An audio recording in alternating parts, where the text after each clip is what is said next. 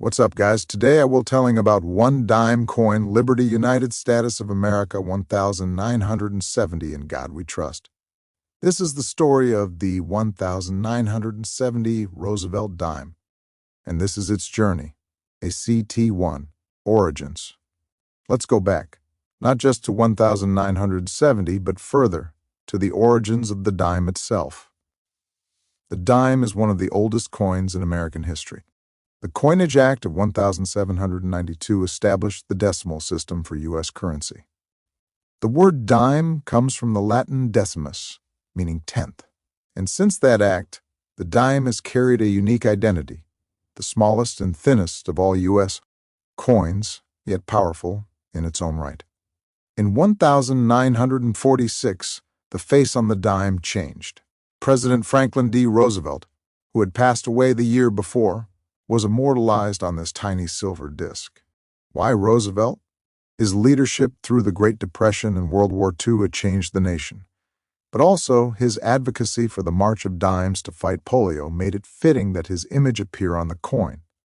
And so, for the first time in 1946, the Roosevelt dime was struck, bearing his stern profile, the word liberty, and the phrase, "In God we trust." Fast forward to 1970, a year of transition, turbulence, and technology. The Vietnam War continued to rage. The Beatles were breaking up.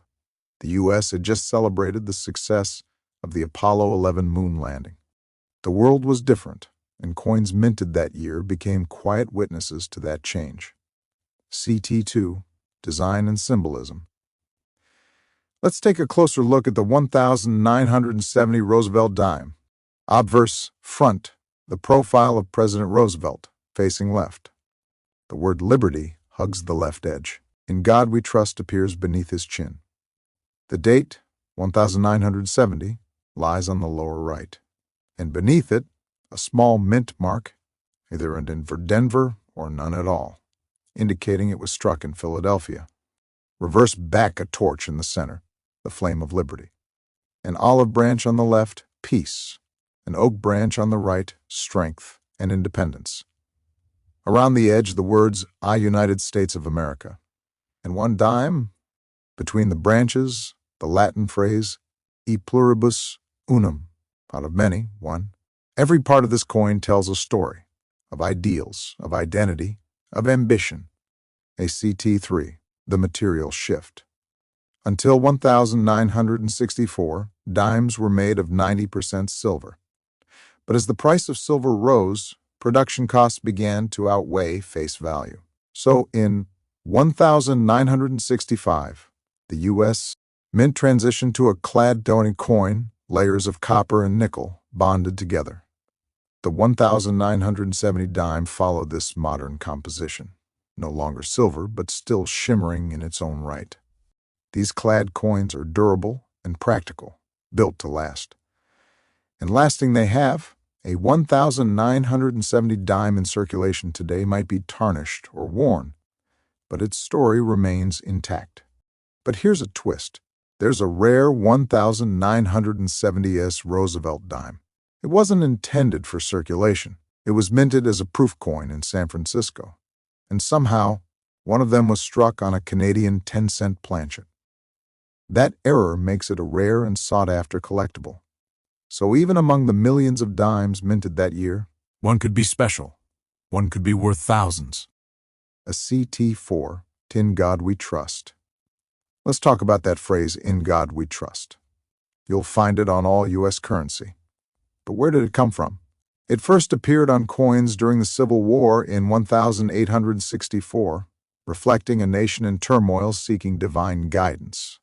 In 1956, it became the official motto of the United States at the height of the Cold War. By 1970, it was a given, engraved not just in metal, but in the psyche of a people who'd seen war, civil rights battles, and the dawn of the space age. But the phrase is more than political. It's philosophical. It's a statement of faith, yes, but also, in some ways, a reflection of hope, a reminder, perhaps, that even in the smallest things, in coins and currency and quiet acts, there is belief. a CT5, the journey of a single dime. Now let's imagine something. A dime minted in 1970 rolls off the press at the Philadelphia Mint. It's shiny, freshly struck, and flawless. It's shipped out in bags and boxes, joins the flow of commerce, and begins its journey. Maybe it buys a newspaper in Brooklyn. Maybe it's given as change at a gas station in Georgia. Maybe it lies forgotten beneath couch cushions in a small Kansas home. Or maybe it's flipped, chosen for a coin toss that decides a high school football game, a decision made in midair. Over decades, it passes from hand to hand. It rides in pockets through job interviews and long walks. It clinks in wishing fountains. It hides in children's piggy banks. It ends up in a coin-operated arcade in 1982, where it buys a game of Pac-Man, or a cup of coffee in 1995, or sits in a payphone tray, untouched in 2003. By now, it's worn, its edges are soft, the shine is dulled, but it has lived. A CT6, a symbol of time. There's something poetic about coins. They mark time. A 1970 dime is not just 10 cents, it's a timestamp. This coin was